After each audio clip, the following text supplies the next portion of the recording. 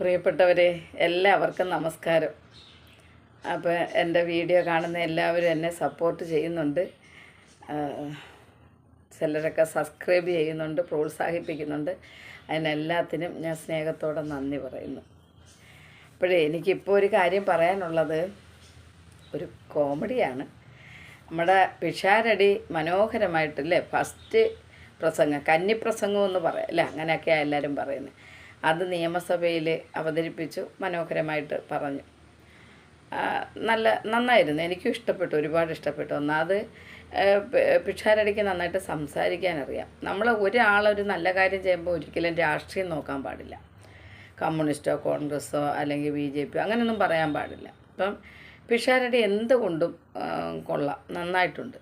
പക്ഷേ പിഷാരടി അപ്പോഴേ ഒരു കാര്യം പറഞ്ഞു, അതെല്ലാവരും ശ്രദ്ധിച്ച് കാണും. പക്ഷേ എന്നാലും ഞാനത് ശ്രദ്ധിച്ച്, അപ്പോൾ അതിനൊരു 2 വാക്ക് പറയണമെന്ന് ഞാൻ വിചാരിക്കുകയും ചെയ്തു.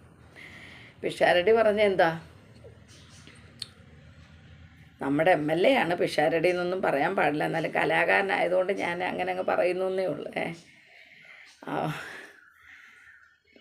പിന്നെ നമ്മുടെ ബ്രിട്ടീഷുകാർ പോയതിന് ശേഷം ഈ ഇന്ത്യയെ ഇത്രയും ഒക്കെ ആക്കിയെടുത്ത് അത് കോൺഗ്രസ്സാണ്, ശരിയാണ്, കോൺഗ്രസ് ആക്കിയെടുത്തു. അതുകൊണ്ട് പിന്നെ അങ്ങനെ ഇപ്പം വന്നവർക്ക് റോഡും തോടും ഒക്കെ വൃത്തിയാക്കുന്നതിനൊന്നും ഒരു കുഴപ്പവുമില്ല എന്ന് പറഞ്ഞു. ശരിയാണ്, അത് 100% സത്യമാണ്.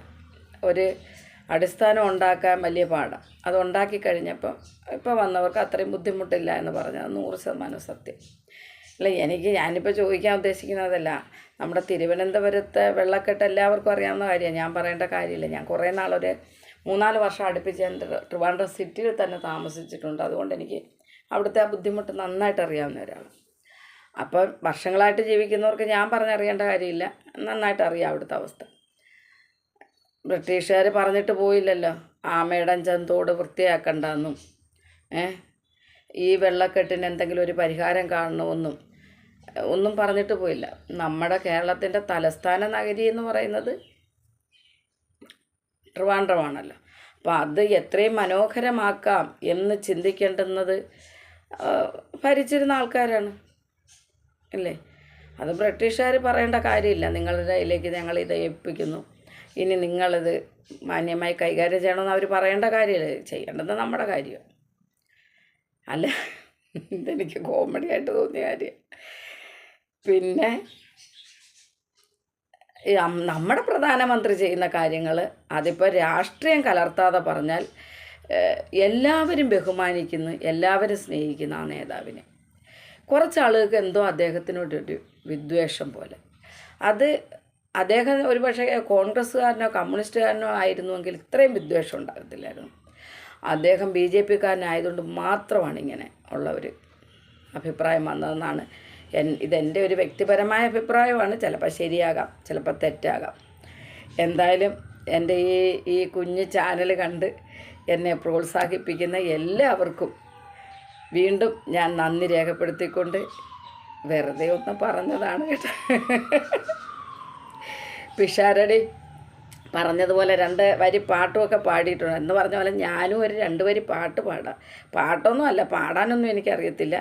ഞാൻ പാടുമ്പം പണ്ട് എൻ്റെ സഹപ്രവർത്തകർ ചോദിക്കുമായിരുന്നു, നീ പാടുവാണോ പറയുവാണോ എന്ന്. അതുകൊണ്ട് 2 വരി.